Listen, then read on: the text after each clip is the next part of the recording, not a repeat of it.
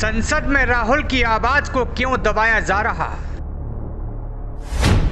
युवाओं के मुद्दों को कुचलती मोदी सरकार। राहुल गांधी की आवाज को जितना ज्यादा दबाओगे, राहुल गांधी और मजबूती से उभर कर आएंगे सामने। राहुल गांधी की आवाज को लोकसभा में दबाया जा रहा है, उनके माइक को ऑफ किया जा रहा है और ये हो रहा है साल 2024 में। भारतीय जनता पार्टी को क्या लगता है, प्रधानमंत्री नरेंद्र मोदी को क्या लगता है, या सबसे बड़ी बात लोकसभा के अध्यक्ष ओम बिरला को क्या लगता है कि आप राहुल गांधी की आवाज को जितना ज्यादा दबाएंगे, राहुल गांधी उतना नीचे गिरते जाएंगे? नहीं, आप राहुल गांधी की आवाज को जितना ज्यादा दबाएंगे, प्रधानमंत्री नरेंद्र मोदी के विकल्प के तौर पर राहुल गांधी मजबूती से उभर कर सामने आएंगे। राहुल गांधी युवाओं के मुद्दे, छात्रों के मुद्दे सिर्फ सामने रखना चाहते थे। नीट पेपर लीक, जिसका सीधा नाता भारत के 24 लाख युवाओं यानी आपके और हमारे बच्चों से है। राहुल गांधी वो मुद्दा उठाना चाहते थे, मगर लोकसभा के अंदर उनके माइक को ऑफ कर दिया जाता है। ओम बिरला लोकसभा के अध्यक्ष, संसद के इतिहास के सबसे विवादास्पद स्पीकर ओम बिरला को कहा जाता है। वहीं राहुल गांधी की आवाज को नहीं सुनना, या फिर कहीं ऐसा तो नहीं कि लोकसभा स्पीकर भारतीय जनता पार्टी के लिए काम कर रहे हैं। आपको बता दें, मुद्दा सिर्फ ये नहीं है कि लोकसभा में राहुल गांधी के माइक को ऑफ कर दिया गया, यही राज्यसभा में भी हुआ।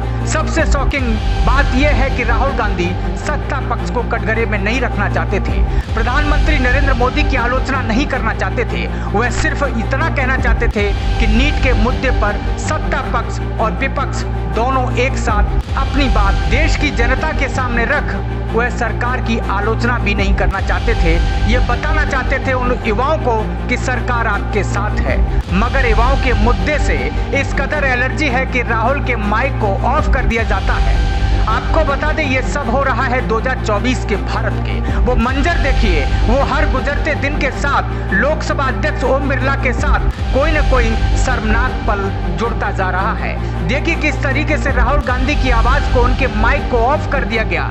उन्होंने कहा कि मैं माइक को बंद नहीं करता हूँ, पूर्व में भी आपको व्यवस्था दी गई थी, यहाँ पर कोई बटन नहीं होता है। राहुल गांधी ने कहा कि सर माइक तो दे दीजिए, फिर राहुल गांधी बोलते गए। और सबसे शॉकिंग बात यह है कि मीडिया को इस बात की कोई परवाह नहीं है। आपको यह भी बता दें कि यही मंजर राज्यसभा में भी हुआ। राज्यसभा के सभापति जगदीप धनखड़ जो इतना उग्र हो गए कि मल्लिकार्जुन खड़गे को बोलने तक नहीं दिया, उनके माइक को ऑफ करा दिया।